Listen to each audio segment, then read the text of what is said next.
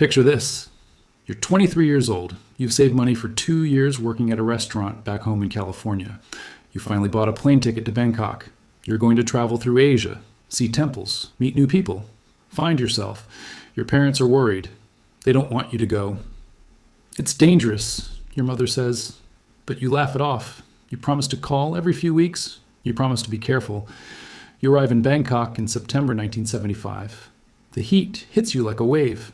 The streets smell like street food and exhaust fumes. Everything is chaotic, loud, exciting, scary, but also beautiful. You check into a cheap hostel. You meet other travelers, Germans, Australians, French kids your age. Everyone's friendly. Everyone has the same dream, adventure, freedom. One afternoon, you're sitting in a small cafe near Khao San Road. You're drinking terrible coffee and writing a postcard to your mom. You want to tell her you're safe, that she was worried for nothing. A man sits down at the table next to you. He's wearing clean, expensive clothes, a silk shirt, gold jewelry. He looks completely out of place among all the dirty backpackers. He's reading a French newspaper. He seems sophisticated, educated. He looks over at you and smiles. "American?" he asks. His accent is hard to place. Maybe French, maybe something else. You nod. "First time in Thailand?" You nod again. You're tired, lonely. It's nice to talk to someone. He introduces himself, Charles. He says he's a gem dealer. He's half French, half Indian. He's lived in Bangkok for years. He knows everything about the city, the best temples, the secret beaches, the places tourists never find. Most travelers just see the tourist traps, he says, shaking his head. They never see the real Thailand. It's sad, really. You talk for an hour. He's charming, funny. He tells stories about his travels through India and Nepal. He asks about your plans, where you're going next, how long you'll be traveling. You tell him everything. Because he seems genuinely interested. Because you trust him. "You know what?" he says, leaning forward. "I'm having a small gathering tonight. Just a few travelers. Good food, good conversation. Nothing fancy. You should come. I'd love to introduce you to some interesting people." You hesitate. You don't know this man. Your mother's voice echoes in your head. Be careful. Don't trust strangers. But he seems so normal, so safe, and you're tired of being alone. "Sure," you say. "That sounds nice." He writes down his address on a napkin. He smiles again, that warm, friendly smile. "I'll see you at 8, he says. You show up at his apartment that night. It's nicer than you expected. Clean, modern. There are other travelers there, a Dutch couple, a Canadian girl. Everyone seems relaxed, happy. Charles offers you a drink, fruit juice with a little rum. "To celebrate your adventure," he says, raising his glass. You drink it. It tastes fine, normal. Maybe a little bitter, but you figure that's just the rum. 10 minutes later, the room starts spinning. Your vision blurs. You try to stand up, but your legs won't work. You try to speak, but the words won't come out. The last thing you see is Charles' face, still smiling. But the smile is different now, cold, empty, and then everything goes black. Before we go any further, drop a comment and tell us where you're watching this from. Are you in Ohio? Maybe Georgia? Texas? Wherever you are right now, I want you to know you're safe, you're at home. But the people in this story, they thought they were safe too. Let me tell you about Charles Sobhraj, the man they called the Serpent, the man who hunted young travelers like animals, the man who killed without remorse, without mercy, without hesitation. This isn't fiction. This isn't Hollywood. Every single word you're about to hear is true. And it's more terrifying than any movie because it actually happened. Charles Sobhraj was born on April 6th, 1944 in Saigon, Vietnam, during World War II. His mother was Vietnamese. His father was Indian.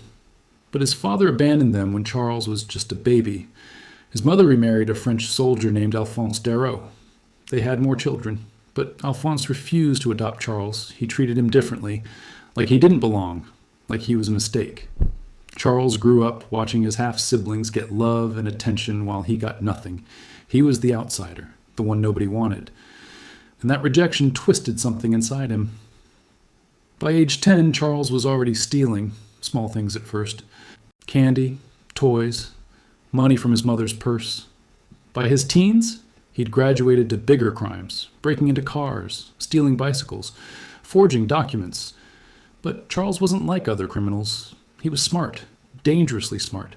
He had an IQ of 170. He could speak 6 languages fluently: French, English, Hindi, Thai, Vietnamese, and he could read people better than anyone. He knew exactly what to say to make you trust him, exactly what to wear to look successful, exactly how to smile to make you feel safe. He was a predator, and he'd spent his entire life learning how to hunt. In his 20s, Charles moved to Paris. He met a young French woman named Chantal Compagnon. She was innocent, naive. She believed every lie he told her. He told her he was a businessman, that he came from money, that he wanted to marry her and start a family. She believed him. They got married. They had a baby girl. But Charles wasn't a businessman. He was a full-time criminal. He robbed wealthy tourists in Paris. He stole cars and resold them. He forged passports and identity documents. He was so good at it that he was making thousands of dollars a week. But eventually, the police caught him. In 1970, he was arrested for burglary and sent to Poissy prison outside Paris. Most criminals would be terrified of prison, but not Charles. For him, prison was just another classroom, another place to study human behavior, to learn, to plan. He watched the guards. He learned their routines. He studied the other prisoners. Who was weak? Who was strong? Who could be manipulated? And he started planning his next move. Charles escaped from prison in 1972, not through violence or force, through manipulation. He convinced a prison guard to help him. He simply talked his way out. When he escaped, he didn't go back to Chantal. He didn't go back to his daughter. He left them behind like they were nothing.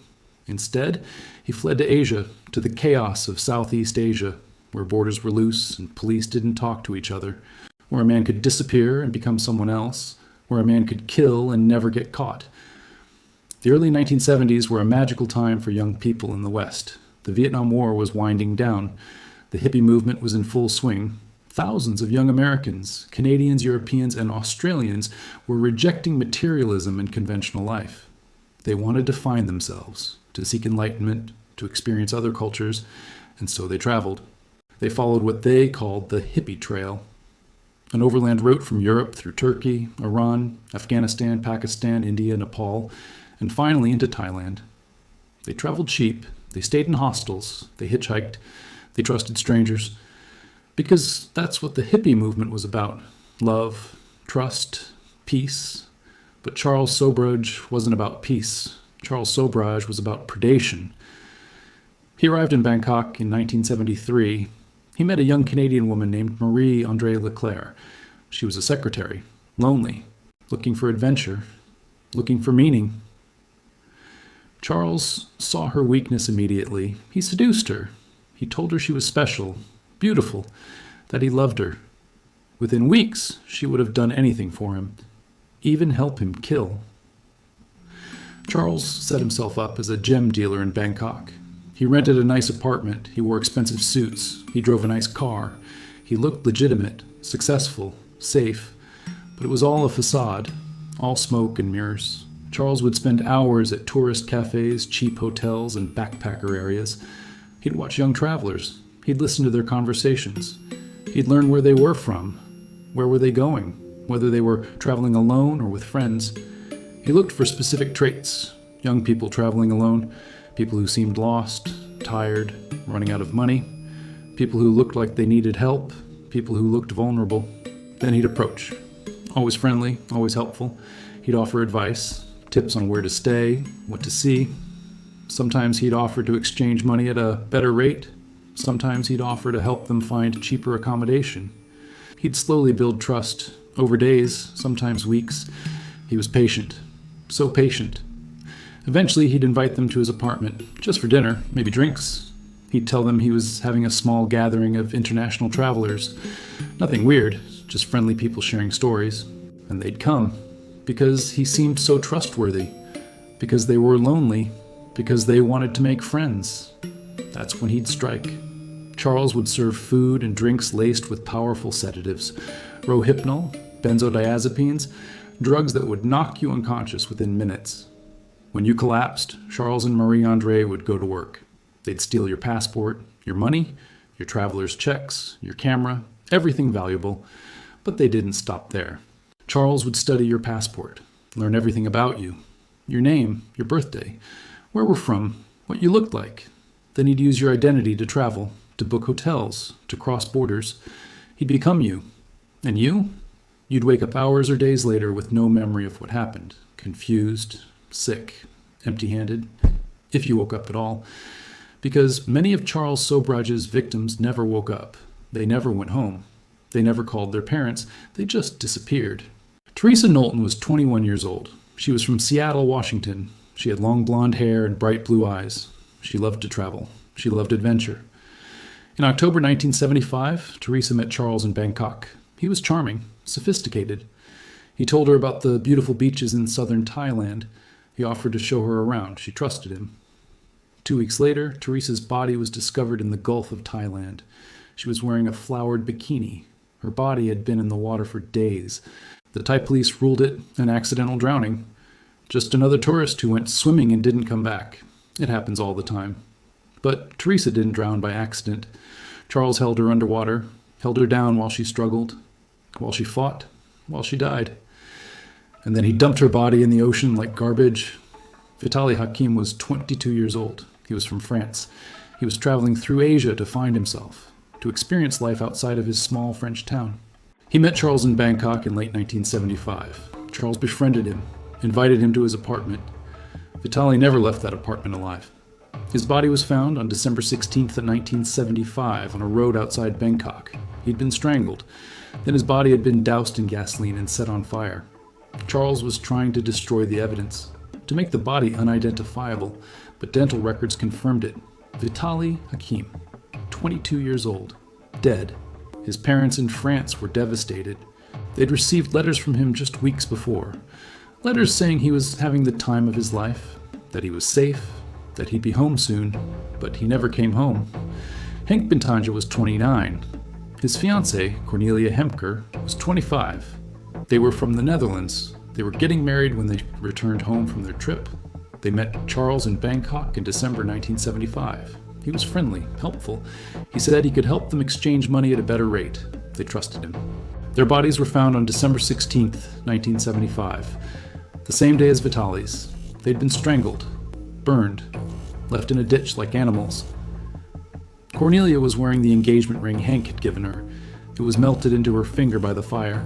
Charmaine Caro was 26. She was from California. She had dark hair and a beautiful smile. She was adventurous, brave.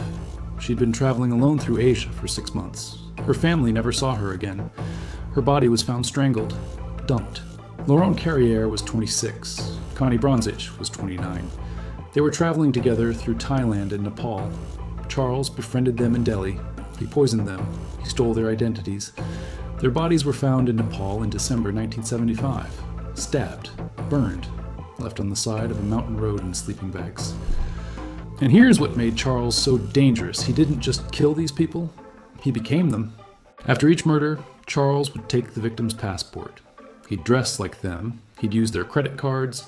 He'd book hotels under their names. He'd travel using their identities. When police in Thailand started looking for Charles Sobhraj in connection with murders, Charles was already in India, traveling under a Dutch passport with someone else's name. When police in India started investigating, he was already in Nepal using a French passport. He was always one step ahead, always changing, always slipping away. That's why they called him the Serpent, because like a snake, he shed his skin. He changed his appearance, his name, his identity.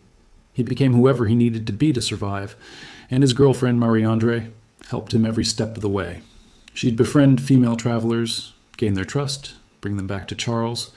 She'd help clean up the crime scenes, help dispose of the bodies, help burn the evidence. She knew exactly what Charles was doing, and she didn't care. She was in love with a monster, and love made her monstrous too. Between 1975 and 1976, at least 12 confirmed murders were connected to Charles Sobhraj, but investigators believe the real number is much, much higher. Because Charles traveled constantly. He was in Thailand, India, Nepal, Afghanistan, Turkey, Malaysia, and Hong Kong. Everywhere the hippie trail went, Charles went too. And everywhere Charles went, young travelers disappeared. How many bodies were never found? How many murders were written off as accidents or suicides? How many families are still waiting for their children to come home? We'll never know the full truth. But in July 1976, Charles made a critical mistake.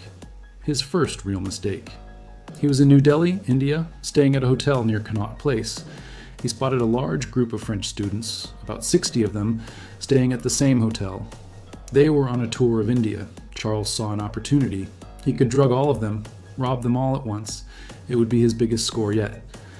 So he befriended some of the students. He invited a group of them to a party. He prepared food and drinks laced with sedatives, but he made a mistake. He miscalculated the dosage.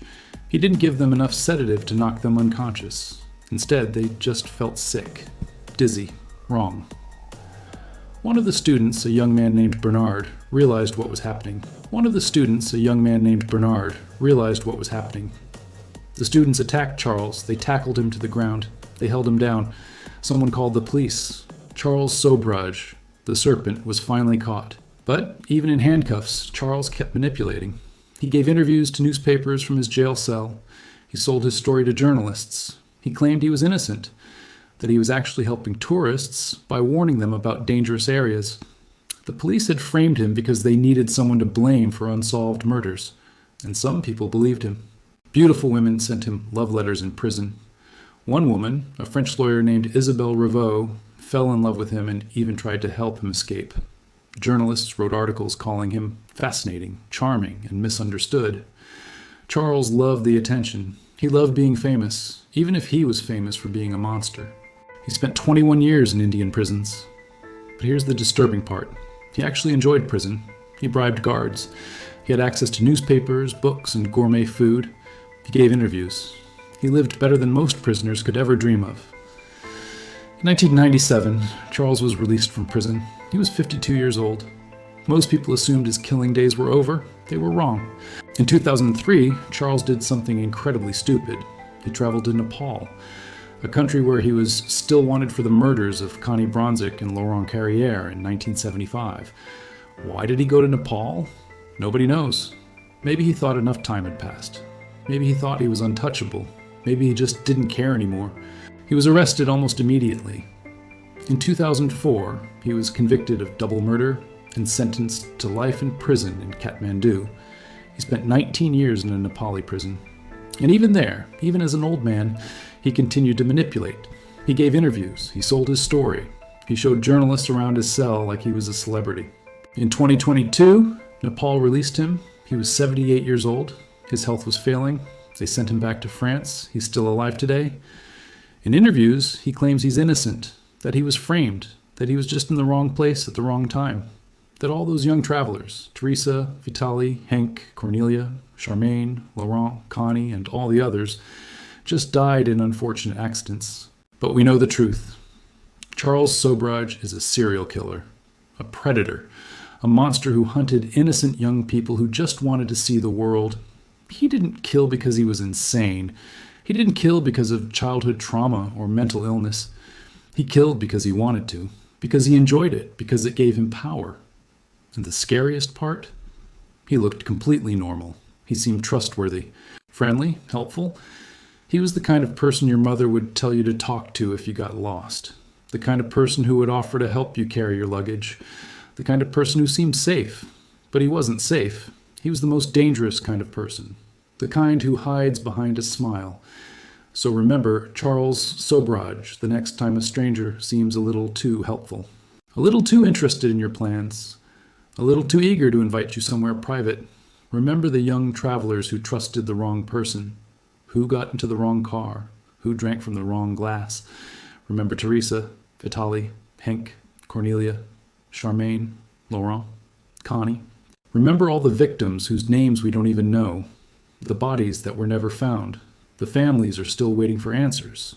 Remember the Serpent. Because monsters don't always look like monsters. Sometimes they look like friends. That's the story of Charles Sobhraj, one of the most prolific serial killers of the 20th century. A man who killed at least 12 people and possibly many more. A man who's never shown an ounce of remorse. If this story kept you on the edge of your seat, hit that subscribe button. We've got dozens more true crime stories coming your way. Stories about killers, con artists, and criminals who walked among us looking just like everyone else. Stay safe out there, folks. And remember, trust your instincts. If something feels wrong, it probably is. Thank you for watching. I will see you in another video.